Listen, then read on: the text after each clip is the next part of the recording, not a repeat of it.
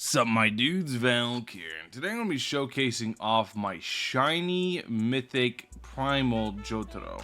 This is the thing I get the most questions about because people don't really understand how good he is. He's very damn good. And I'm going to showcase that for you guys today. So I have him on what I think is probably going to be his best artifact, which is like Rinnegan. Rinnegan's going to be really good for him. You can also put him like all my hair and stuff like that. Because you're going to use him mostly until you get him insane investment. But to be honest, he takes insane investment to use regardless.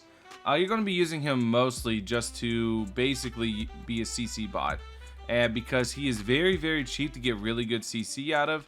But we're going to be using him as a CC bot today as well as damage.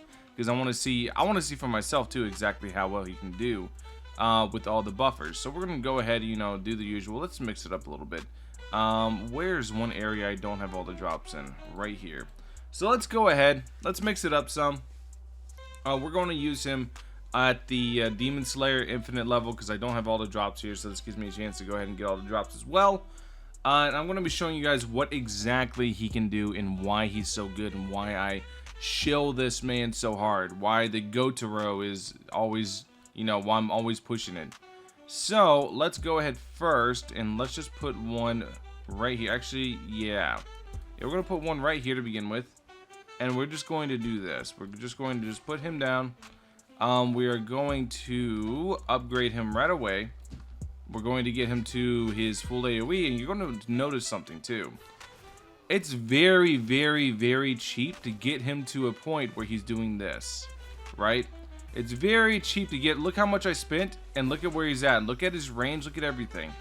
It is so cheap to get in here. It's 2150 gold, I believe, in total. He is so cheap to be able to get to this point that you can just use him as like an early game CC unit because now he has a slow. It's a good cone. It's everything. He's so damn good. And whenever I invest more in him, I'll be able to actually get damage out of him. Right now, I can't really get the damage out of him too much, simply because I don't have investment for that. But whenever I do invest more into him, I'm going to be able to get so much more out of him and get so much value out of him. But yeah, we're going to go ahead and take one today and kind of full send it and see exactly what he can do. And see how much we can push, him. And I want to see if I can also kind of showcase one more thing for you guys with him as well. So we're going to go ahead now and just chill on these and just kind of let him continue to do his thing. I think we don't buff him at all. Yeah, I think he's got the early waves just by himself. Like, this is how like crazy he is. No, we do, because they have 1800 health. So now we're going to go ahead and do this. And we're going to go ahead and get him up there. You guys can see he's at 3099 attack right now. We're going to go ahead and get him there. Now he's at 4000 with 17.8 range.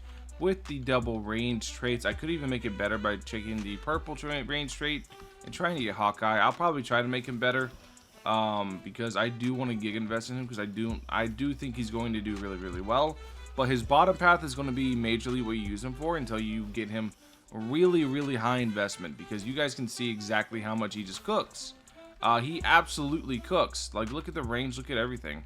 Like, this is really good, and look how cheap he is too on top of it. He's very cheap. What is that, like 5500 in total, like, to go ahead and fully set him up with time stop and all. Time stop's awful, I'm not gonna lie to you guys. This shit's just straight up useless. It's a 3.5 second time stop on a 130 second cooldown. That's useless. This is by far one of the most useless actives in the game. I don't even know why I got added to him. So that's awful, but you don't really use him for that. I'm gonna be honest with you. You really don't. So let's go ahead. Did I upgrade Bulma on bottom path? I did. I'm silly.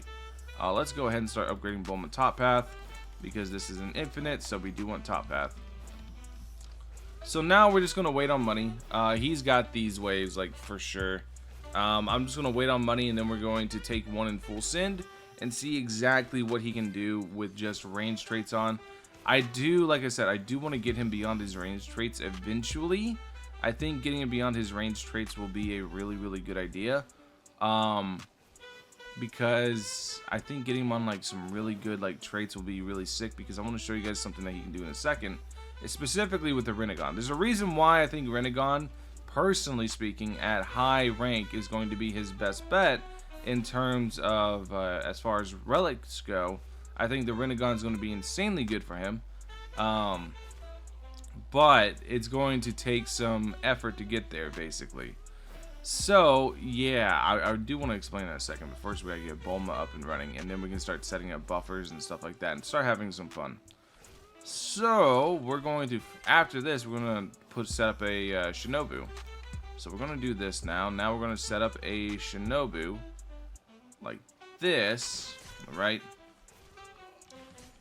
Let's go ahead and activate this time stop, dude. Look, it's so useful. Yeah. Anyways. We're going to go ahead and do this. He's got it by far. We're going to go ahead and upgrade this, and then we're going to go bottom path with Shinobu. You guys can see 16k a wave right now with the maxed out Nami with the hat of the CEO is so wacky. But we're going to max out Shinobu bottom path. That way we have a good idea of where the range is. And then we're going to put him inside the range. So the range is going to be like right here, right? I kind of want to mark it. The range is going to be right there, right? I believe that the range doesn't go up any. Okay, so it goes up slightly. That's fine. Alright, so now we have that buff up and running. Now we're going to go top path Jotaro, which is where I think he's really going to shine in the future. So we're going to go ahead. We're going to push him all the way to top path. And you guys are going to get to see exactly how much damage this man can churn out. I'm curious to see for myself how far that's going to go. I should just realize something, right? Can't I Nami buff her as well and get some crazy range off that? Pretty sure I can. So let's go ahead. Let's do this. Actually, no, wait, now we're going to ignore that. Yeah, let's leave that alone for now. Anyways, we're going to do this. You guys can see with Nami buff, he's going to become absolutely insane here in a second. But we're going to sell you now, because we have the Shinobu buff going, and we don't want to include Minecraft Steve into the Shinobu buff, so we're going to do this right here. Yeah, Minecraft Steve will be probably not too good right there, but I think the, no, if I do Nami buff, that's not going to work. We're going to have to put Minecraft Steve like here-ish. Yeah, let's see if I can put Minecraft Steve here. That's a little too close. I kind of want to put it so he's like, you know, just in range of things. I think this will be good. Yeah, this will be very good. Alright, so now we have Minecraft Steve down. So that is going to go good for us. So now he's going to get buffed by Steve. You guys can see how that's going. And then next up is going to be Sanji. We want to make sure that they don't share anything. Actually, she can buff Sanji, right? Yeah, she can buff Sanji. It'll be fine. Because she's going to prioritize buffing other people over there herself. So, but then Sanji's going to, that's true, Sanji's going to get double buffed at that point. Dude, I love this buff puzzle stuff. It's so fun. Alright, so we're going to do this. And Sanji's going to get buffed to the moons by Nami, actually. So we're going to do that. And then we're going to let Nami buff up way... Let me see. Over here, probably? Where's Steve at? No, not here. We're going to go way over... Let me see. I can move... Yeah, I can move them as I need, so... I don't think that's good there. I think good here will probably be it. So let's go ahead. Let's buff up Nami. Nami's probably going to be just shy of Steve, if I'm correct. I need to find out first before I do anything. Yeah. And then with Sanji being buffed, yeah, I kind of figured as much. Sanji's going to get buffed up to the moon by her. So I need from her... And you put Sanji way over here, right? Let's see. Yeah. Put Sanji over here, give him this. And then we are good to go. Now we just have to find a good spot where Sanji and him can't touch. And then we do this. Is it really just shy? Do I gotta move the... I'll move him back a little bit. I don't care. But you guys can see why I love this so much. It's such a fun little minigame. Yeah, I gotta move him back just a little bit just to be inside her range. So we're gonna sell him. I'm gonna put here And then now we're going to full send on the top and see exactly what he gets up to. So you guys can see right now he's at 54.4% crit rate, 290% crit damage. There's a reason this works so good. Let's see, is this getting buffed by everything? Gotta double check to make sure he's literally in everything's circle. Yeah, okay.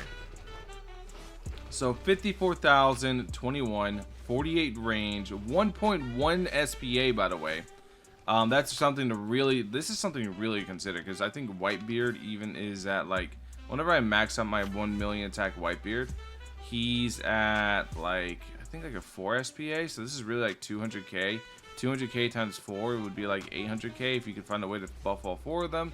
Highly doubt it, but you guys get the idea where I'm going with this. And then the 54.4% crit rate, 291 crit damage. Now keep in mind the Mythic Ascension bug. A lot of these buffs are really high, so they're not going to maintain this. But one thing I was going to mention before with the Rinnegan, a lot of people don't know this, but Rinnegan affects crit rate. And because Nami buffs a percentage of crit rate, the Rinnegan and the Uta fruit both feed into each other to increase how much crit rate that a unit gets from Nami. So Nami's able to basically full send Jotaro to the moon.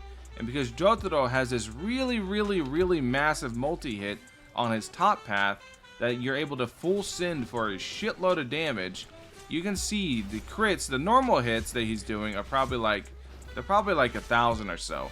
But the crits are like 18,000 a piece, right? And he's hitting like 20 times every single time he does it in 1.1 SPA. So it's just non-stop, just rapid fire, just like a minigun, just of 18k, 18k, 18k. So whenever I get better traits on him, whenever I get even better traits on him, whenever I make him really stacked out, you guys, like, look at the damage. That was 125k, and it just disappeared in half a second. But you guys get the idea. He's going to absolutely explode everything in his way, and he's going to be insane. Absolutely insane. I can't wait to see exactly where I can get Jotaro, because I fully believe he's worth the investment I put into him, especially after using him in Challenge Rift a good bit with the bottom path. The bottom path is just really good. Like, even without any buffs, the bottom path is it's just solid. He's also 4 placement. That's another thing I didn't showcase. Like, I have the one up front, then I have these 3 in the back. Him being 4 placement, and it's so cheap, allows me to go ahead and just do this for 2,100, like you guys can see. Anyways, that's basically the video. Thank you guys for watching as always. Hopefully you guys have a wonderful rest of your day. I'll catch you guys in the next one. Peace.